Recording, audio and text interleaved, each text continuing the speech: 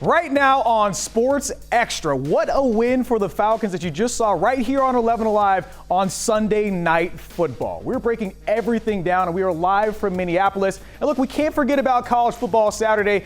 Two great games and ranked wins for both Georgia and Georgia Tech has the whole city buzzing. I can't say enough about those young guys. I can't say enough about what they've done. They learn how to play football every single day. They learn how to live this NFL life every single day, and they're loving it, and they're embracing it. We feel like our team is a certain identity, and we're not going to go down without a fight. We're nowhere near where we need to be. We're a long way from being there, but boy, we got some kids that aren't afraid to fight. 3 years of work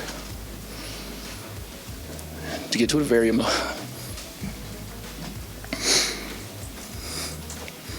I'm so happy right now. And I'm happy it's time for Sports Extra. It's a jam-packed show, and we're talking all about winners, baby. And it starts right now.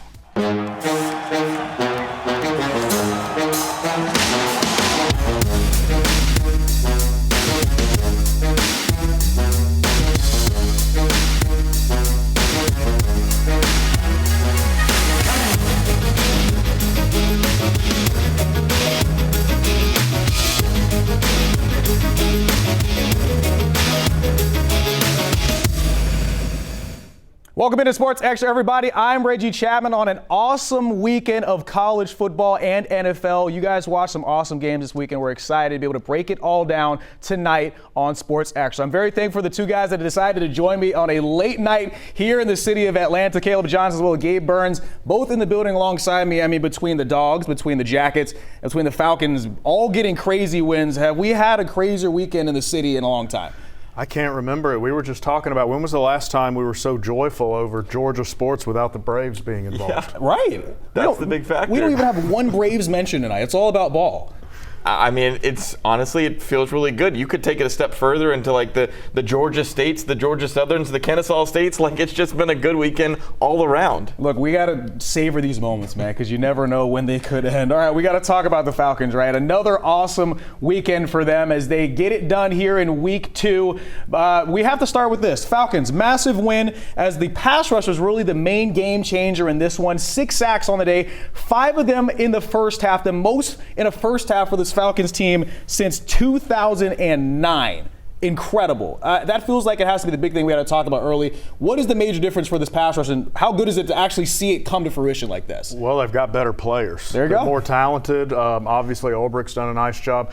I couldn't believe it. It's been so long since we've seen a Falcons pass rush. This must have been how people felt when Jesus turned water into wine, right? I mean, it was absolutely – I couldn't believe what I was watching, how dominant they looked at times. So, look, tons of credit. This is going to be the worst O-lines they face all year. Obviously, Justin School is, he's a backup level player, but nonetheless, the standard here has been pretty low. So this has been great to see. Jalen Walker, James Pierce Jr. both getting sacks in this game, which is great news for this defense that had spent so much draft capital to get both those guys.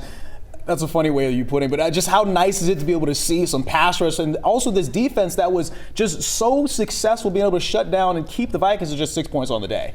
Yeah, Terry Fontenot has got to be looking like I'm a pretty smart man at this point, because I was able to pull this off and go and get a draft class in which everyone impacted the ball in this game. I mean, it was crazy to see, whether it was James Pierce Jr. getting his first sack, Jalen Walker getting his first sack, and I think just for a guy like Walker, just to get his name called because he had kind of been a non-impactful player in that first game.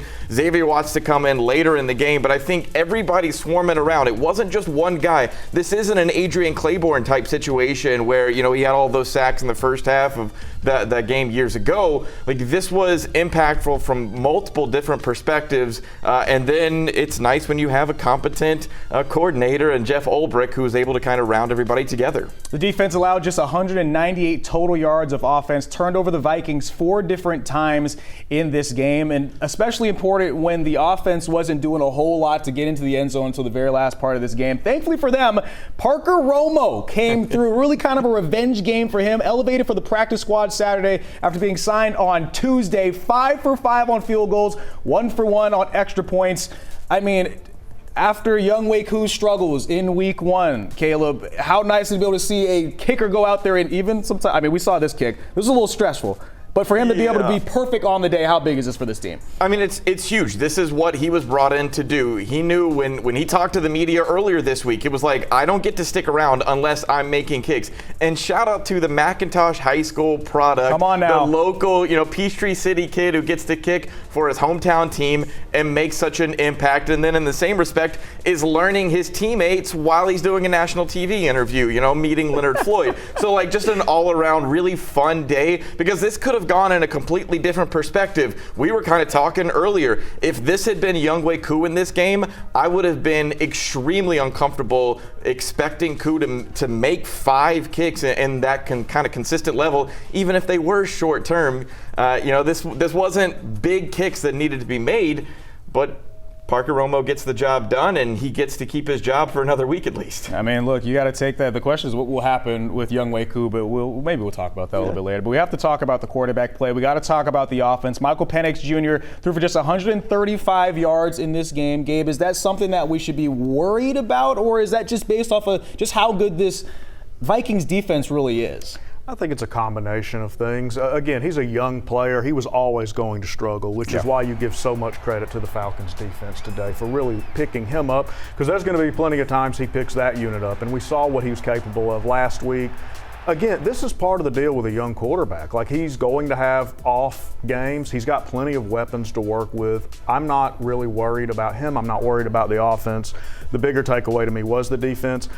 I would just say again, like, you just don't want, when a young player is going through the growing pains, you just don't want them to struggle the way that J.J. McCarthy did tonight, because that's when you end up, kind of killing your team. And Penix struggled tonight, but it wasn't to that degree. Look, I mean, Brian Flores is the defensive coordinator for the Vikings. He's a guy that makes things really difficult for a lot of young quarterbacks, and for them to pull out a win at the end of the day is the biggest deal of it all. It was very clear that the run game was a major priority after struggling to run it a little bit last week. 39 rushes, 4 completions to running backs. They were just getting it to Bijan and Tyler Algier all night.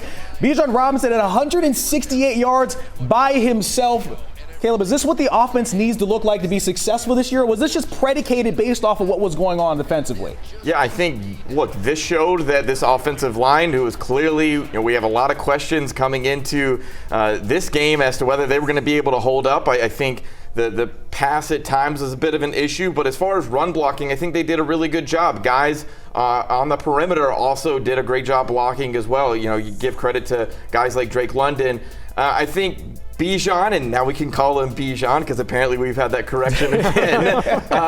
Look, Bijan showed why he was a top pick in the draft, why Terry Fontenot wanted to go get a difference maker like that. I would love to see his hands catching the ball a little bit more consistent, but I think as far as running the ball, just night and day difference from what we saw last week against Tampa Bay. And we've seen Bijan catch the ball well, so for him to have a couple of drops, you got to feel pretty good that he can probably figure that out. I do want to give a quick shout out before we go. Jalen Walker, our Georgia spotlight. This is why the Falcons drafted the former Bulldog. Walker picks up his first career sack tonight, hopping off the edge and getting all over J.J. McCarthy. His first sack of his NFL career, the first of what Falcons fans, and I'm sure this Falcons organization is hoping is many in his long, long career. All right, coming up, we're heading to Minneapolis to check in with Maria Martin with what the Falcons had to say in the locker room post-game. All that coming up after the commercial break. Welcome back to Sports Extra, everybody. I'm Reggie Chatman on a night where the Atlanta Falcons beat the Minnesota Vikings to get their first win of 2025. It was a game that had a whole lot of layers to it on both sides of the ball for the Dirty Birds, but a win is a win against a playoff team from a year ago. A win that Maria Martin was in the building for, good enough to join us now after talking with the Dirty Birds after the win. Maria, what was the feeling from inside that locker room after a massive win on the road? Reggie, let me tell you, one of the first things that I had to figure out was, is it Bijan or Bijan? It's the never-ending debate, okay? I will tell you his mom, Lamore, prefers it to be Bijan, but Bijan prefers it to be Bijan. So we're going to put that to rest, but that was the first feeling in the locker room. But these guys are excited. Look, it's only week 2, but they know how big and important of a win this is. Sunday Night Football, this is as big as it gets. And remember, Minnesota was just coming off of a very good win on Monday Night Football, so working with a short week. They had their rookie quarterback, who is Offensive Player of the Week, J.J. McCarthy. He just had a baby this week. A lot of people think that there's dad power involved in that, but honestly, this Falcons defense made him look very pedestrian pedestrian at times. Now, one thing that Minnesota is very notorious for is the atmosphere. And I can tell you, I've been here for a Final Four matchup, very different when there's a basketball court in the middle of US Bank Stadium. It is unbelievable how loud it is. It is deafening, so much so that the Falcons practice it all week. They wanted to make sure silent count was there. They wanted to make sure that they could get the call in from the sideline. Bijan actually admitted that it was a little bit difficult in the beginning. Here he is on just how loud US Bank Stadium really gets. Honestly, I'm so locked in. I don't even think twice about what's going on. It's great for them. They have a great setup. But for me, we're so focused on the game. Props to them for always bringing that energy. But I think it was just on us for us to stay focused and not get distracted by all those cool things. It was really cool. You have an entire atmosphere full of people doing skull clapping, their hands over the head. You have the horn going. You have unbelievable deafening noise, so much so that pre-snap penalties were actually an issue for the Falcons in the beginning of this game. But once they settled into a rhythm, they were getting the calls in from the sideline at an appropriate time. Obviously, offensively, they did struggle a bit, but give the Vikings defense some credit. They did a lot of work in the offseason to really retool that interior defensive line. But we will talk all about the Falcons defense because, Reggie, they looked really good. Yeah, I was about to say it's what everybody's going to want to talk about heading into this next week. We've been looking for a long time for a Falcons pass rush. 6 sacks on the day, 5 in the first half. What was the conversation like about that part of the defense that shined on a massive stage? Oh man, they're so excited, Reggie, especially because 6 sacks total in the game. This is something that Falcons fans have been dreaming about for a long time. It's been the conversation ever since I brought John Abraham on the show. He is one of the best to ever wear a Falcons uniform, one of the best to ever get after a quarterback, and he's been begging for the same thing that all the Falcons fans have. And finally, all of the hard work by this front office over the last couple of years really started to show its head tonight. That doesn't mean that there's some resurgence of this pass rush all of a sudden, but 6 sacks is a very promising thing, and it also came from a lot of different guys that are very young. You have some of these young rookies in the 2025 class, including, don't forget, several of the guys in the 2024 class, Ruka Rororo and Brandon Dorless, also getting after the quarterback today. Here is James Pierce Jr. on the pass rush this evening. Bunch of happy guys in the locker room, you feel me? Coach is happy. Pretty sure we get back in tomorrow and figure out where we went wrong at, how could we be better. But on to the next one. It's better leaving from a win than an L, for sure. The fact that there were 6 sacks tonight, you were one of them. Mm-hmm. What does that say about this defense and what you guys are capable of? I feel like we just played more with our hair on fire. We really wasn't holding back, you get what I'm saying? We played a little bit more freer and just rush, you get what I'm saying? Wasn't worried about nothing.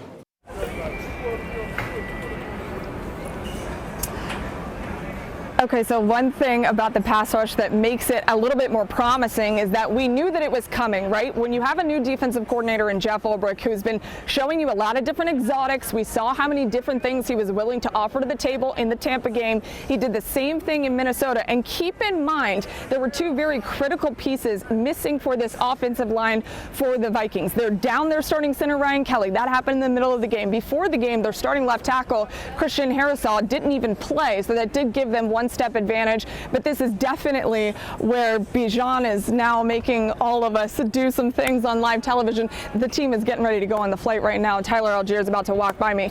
But no, it is a really good thing, and it's a promising thing when all of these rookies can get together and do great things. Tyler is happy about his game-winning or game-sealing touchdown as well. This team, very excited. Again, it's only week 2, Reggie, but this is just a sign of things to come. I'll tell you, winning football really brings some great energy out from these guys. Michael Penix Jr. actually was behind you a little bit earlier waving as well, so you're kind of bringing everybody to our broadcast. Yeah. I do want to talk about this. James Pierce Jr., Jalen Walker both got their first sacks of the year. Xavier Watts, Billy Bowman were both very effective defensively as well. The rookies really showed out. What were the rookies talking about in their only second game action in the NFL and just how effective they really were? Yeah, I better say the right thing because you got Terry Fontenot and Raheem Morris walking behind me right now. Look, this was a very good win for them, especially because I mentioned that they have been putting in a lot of work to get these rookies to do the right thing, right? When you draft 4 defensive rookies in 2025 and you start them immediately, talking about the secondary and Billy Bowman Jr., who was questionable heading into the game, but he did play in this game. Clearly, he got his first career interception tonight. And then Xavier Watts, he was so close in the Tampa game on 2 different occasions. Finally, he got his first NFL interception as well this evening. These rookies are showing that they are here to make some noise. Yeah, I mean, it's amazing. Like I said, last week I wish I would have had those two, but that's in the past. I capitalized this week, made the most of the opportunity, but I'll celebrate it for a little bit, and then it'll be over, so get ready for next week after probably tomorrow. So. Your rookie class balled out. What can you say about the fact that you guys are adding so much depth to this team defensively? Yeah, I mean, just got a whole bunch of dogs. Me, Billy, JP, J-Walk. Defensively, like I said, we got a whole bunch of dogs coming in. We're hungry, so we're ready to just do our thing. Listen, there's something about me and primetime attendance for these games with the Falcons. They tend to win when I'm here. I'm just saying, maybe I'll take the credit, Reggie. But these guys, clearly, you can see the mood that they're in. They are happy because this is something very positive to build upon, especially when you already saw a very close loss to Tampa, now a big win against a good Vikings team. You're starting to see what this front office has been building over the last couple of years. This was a very big and good win in Minnesota, Reggie. Well, look, I'll make sure that we get on X and let people know that it was all because of you that they got the win today. A very impressive win for the Falcons. Maria, thank you very much for joining us from Minneapolis. All right, coming up, it was also a huge weekend of college football. We're breaking down exciting ranked win for the Dogs and for the Jackets coming up after the commercial break. All great game, but you know, I feel almost like you have to apologize because I don't think that we should have won that game. I thought they outplayed us in a lot of ways. But that's the way it goes. I mean, I've had one against them about 9 or 10 years ago that certainly went that way. So it comes and goes. Kirby never forgets, right? I actually had to double check to make sure I heard Kirby Smart say that correctly post-game, but he did, and he's right. It took some late-game offensive heroics, that missed kick, and an overtime score to beat the Volunteers for the 9th straight time in a game that lived up to the hype and that incredible atmosphere at Neyland Stadium. Part of an insane sports weekend for our area teams, both the Dogs and Tech, massive winners on Saturday, but we begin in Knoxville as Sports Extra continues this evening. Gabe and Caleb still alongside me to talk some ball. A lot to unpack after a bunch of awesome games for this weekend, and people are trying to continue to unpack what is good and what's bad about Georgia's quarterback. Gunnar Stockton had a lot of questions coming into this game. It was interesting. They talked about the air yards thing, went deep the very first play. What questions were answered about Gunnar's performance on Saturday? He's not along for the ride. Like he can win this team games. I mean, he's like the questions about throwing deep. The poise that he showed, I mean, the 4th down touchdown, I mean, particularly that, I mean, that was, you know, possibly the play of the game. I was so impressed. And in an environment that's, I mean, I know people get tired of hearing about the Neyland environment, but that is as hard as it gets. Georgia seems to be the only team that goes in there and wins. So if you're a Georgia fan, you have to be incredibly encouraged by Gunnar. Everything you saw, just how he handled himself, how the team rallied, the plays that he can make with his feet, the timely throws. I feel like there were a lot of questions answered, and in a positive way. 23 of 31, 304 yards passing, 2 touchdowns passing, also ran for a touchdown as well. Very impressive performance. And like you said, that environment was absolutely insane. Meanwhile, the defense gave up 41 points. They did look lost at times. I will say some of that just came from a lot of deep balls, and that's kind of what this defense has kind of been saying as well. How much of the defensive issues were based off of what Georgia needs to get better at? And how much was it based off of what Tennessee does, as their offense is a little bit different than a lot of other teams? Yeah, I think you've got to give some credit to Josh Heupel and the things that he is able to draw up offensively. I mean, Joey Aguilar, the reason why they wanted to go get him and do this trade with Nico and UCLA was to get a guy who can sling the ball around. I think it's easy for fans to look at a Dalen Everett and Ellis Robinson and go, oh, you guys got burnt. But I think Kirby Smart was pretty adamant that, hey, our safeties have got to be in their right positions. Otherwise, we're not giving up some of these big plays. So, kind of tough to see defensively, but at least they held it together. Dogs came back from 14 points, their largest comeback in a road SEC game since 2004. And as excited as that Dogs win one, you could argue the Jackets win was even crazier. Bobby Dodd, a walk-off field goal to beat Clemson. That was set up thanks to a singular conversation between head coach Brent Key and his quarterback. Came over the sideline, and Haynes said, put the ball in my hand, we're going to win this thing. And we did. Our kids believe. Now, one of my favorite traditions is checking X after a big Georgia Tech win. Haynes King has become a cult hero for college football fans because just how he seems to will his team to wins. Is this maybe overstating it? Is he kind of Tim Tebow-esque, Gabe? I mean, at this point, he runs the ball and just does everything. Hey, I grew up a Florida fan. I can't go that far. But he's a Tech legend. All the credit in the world to Haynes. He's an absolute Tech legend, and he'll be remembered here forever. Leaves his body absolutely on the line every play. I mean, he's probably in a wheelchair somewhere today wheeling around. but he's enjoying a win because he is willing to put his body on the line, get in the end zone, and help his team with a big upset. I know we talked about Neyland Stadium. It is really an incredible, incredible place. Bobby Dodd in a big moment is just really just as good as almost anywhere else in the country. All right, coming up after the commercial break, we got to show some love to the Atlanta Dream. That and more next. All right, before we go, we got to shout out the Atlanta Dream. The Dream took out the Indiana Fever 80-68 in game 1 of the first round of the playoffs. Ryan Howard and Alicia Gray accounted for half of the Dream's 80 points. This is the Dream's first playoff win since 2018. They'll have a chance to close out the series in game 2 on Tuesday. All right, thank you guys so much for joining us, and thank you guys so much for being on the show. Another incredible week of football coming up. We'll see you guys next week on Sports Extra.